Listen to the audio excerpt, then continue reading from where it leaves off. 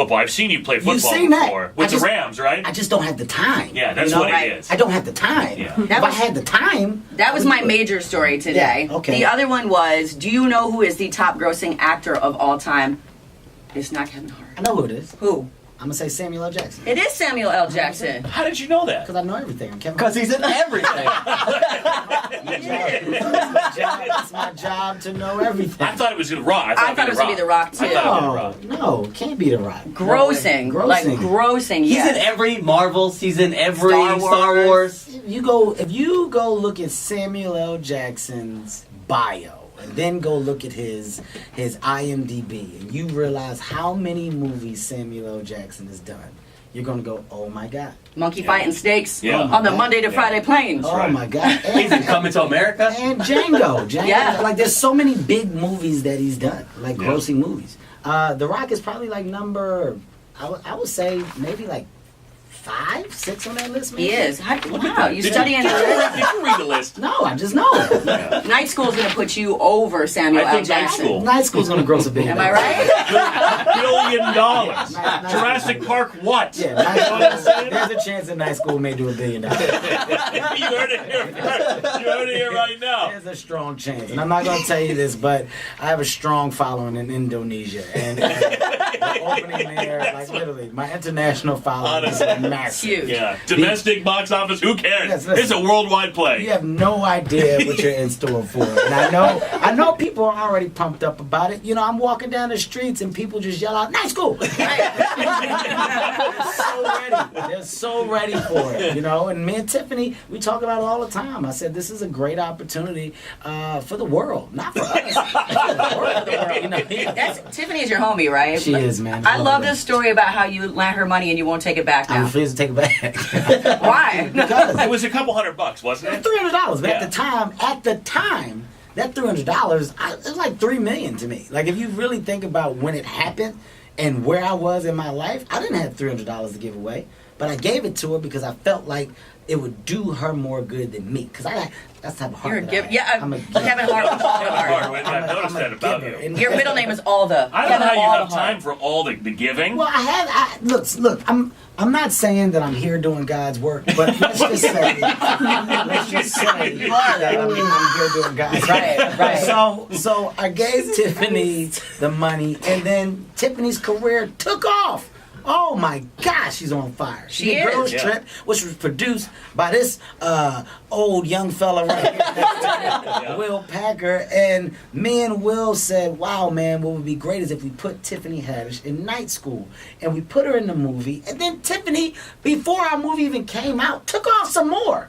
And then she went and made it rain on me. She was like, I remember the money you gave me here. That plus You could interest. probably, I was going to say interest by now has got to be big. She could afford that. But then Interest. I thought about it, and I said, if I take that money back, I'm going to mess up my juju. Look at what's been going on for me since I gave her the money. Then her change the career thing. might fall apart. Yeah. Oh, by the and way, it's all this your just in. fault. Night School's not out yet. It comes out the 28th, but it's already made $1 billion. It's already made. It's already Yeah. in Pre-sale. ticket sale. This is phenomenal. Never happened. Unbelievable. Right now, Fandango is on fire. Bro, it's Fandango has lost the F because of this interview today. Kevin Hart is up. Fred Natchek is up. I got to ask you.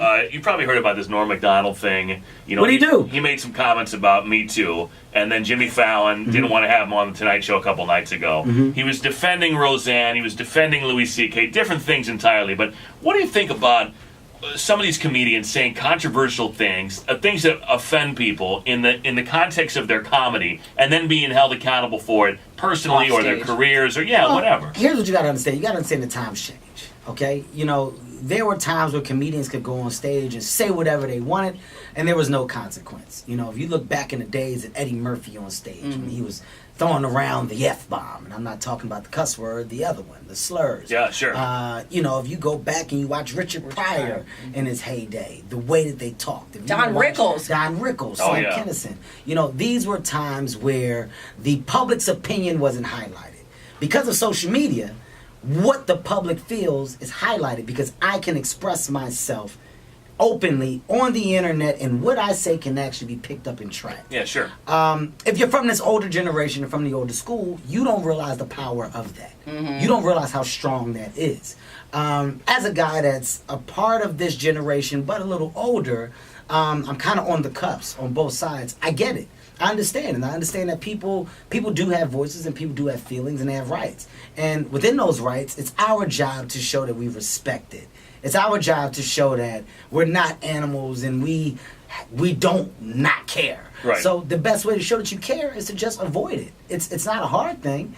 You just avoid it. You know, don't talk about it and don't say things that are going to put people in a position of uncomfort. So I think now within the standing up, you know, for people that you have the relationships with, that's coming from a place of, hey, I know these people and I don't like the way they're being treated. You're trying to defend, but you have to understand within what's done and within what's said, the people that are in uproar have a right to be. You have to just respect that and stand back. You can't fight that. So when you're writing jokes, Kevin Hart, then do you? I don't write jokes. I'm more of a what's the word?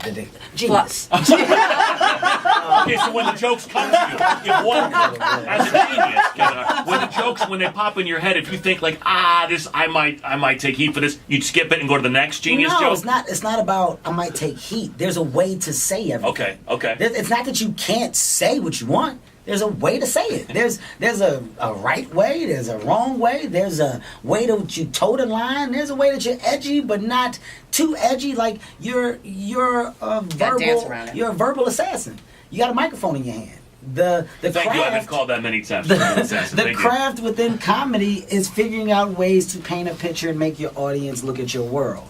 That's what we are good at. Not just me. We, as all comedians, we get on stage and an audience in front of us, and we make you laugh at what we want you to laugh at. So you can maneuver and dictate that however you see fit. You don't have to stab at people that are in an emotional time or that are dealing with emotional moments or that feel like it's time for us to speak up because we've had enough. You don't have to address it. Stay away from it.